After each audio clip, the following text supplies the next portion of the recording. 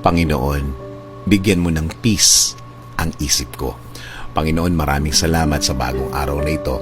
Alam po namin na andyan ka palagi at binibigyan mo kami ng guidance para mas maharap namin ng maayos ang araw na ito. Alam namin na hinding-hindi mo kami iiwan. Panginoon, kami na naman ay nasa gitna ng isang problema. Wala po ang kapayapaan ng pag-iisip sa amin. Wala po ang kapayapaan ng puso sa amin ngayon. Dulot ng problemang napakabigat na aming hinaharap ngayon, Lord. Lumalapit kami sa inyo, Lord, para ibigay at isuko ang lahat ng aming nasa balikat ngayon at lahat ng aming nasa isip.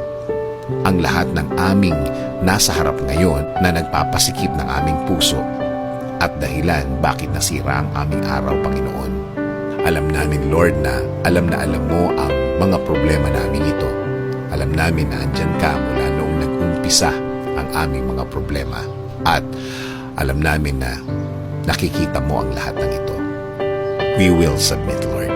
Alam namin na tinutulungan mo na kami kahit ang mga bagay na hindi namin nakikita.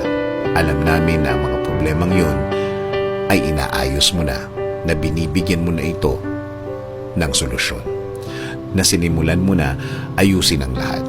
Na sinisimulan mo na nalagyan ng solusyon ang mga bagay na ito. At kami ay patuloy na magtitiwala at kakapit sa inyo.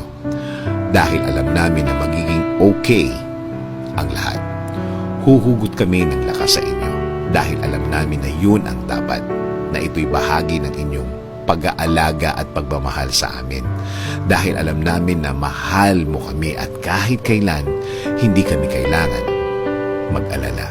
Kesa isipin namin ang mga problemang ito, i-remind mo kami kung gaano kaganda ang araw na ito, na ito'y puno ng pag-asa at maraming pwedeng i-enjoy sa mga oras na dadating.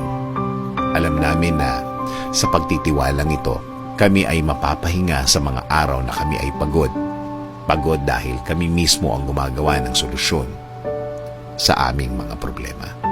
Now, we will learn to trust you more, Lord. We will trust your goodness and kindness. We will also trust your timing, Lord. Magtitiwala kami sa inyong panahon dahil kayo po, Lord, ang mas nakakaalam, kayo po ang mas nakakakilala sa amin kaysa aming mga sarili. Panginoon, patuloy niyo kaming bigyan ng lakas, bigyan ng pag-asa, bigyan ng liwanag ang aming mga problemadong araw-araw. Lord, tinatanggap ko po kayo sa aking buhay. Patuloy niyo pong pangunahan ang aking buhay.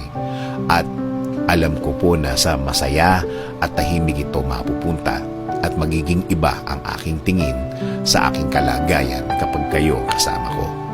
In Jesus' name we pray. Amen.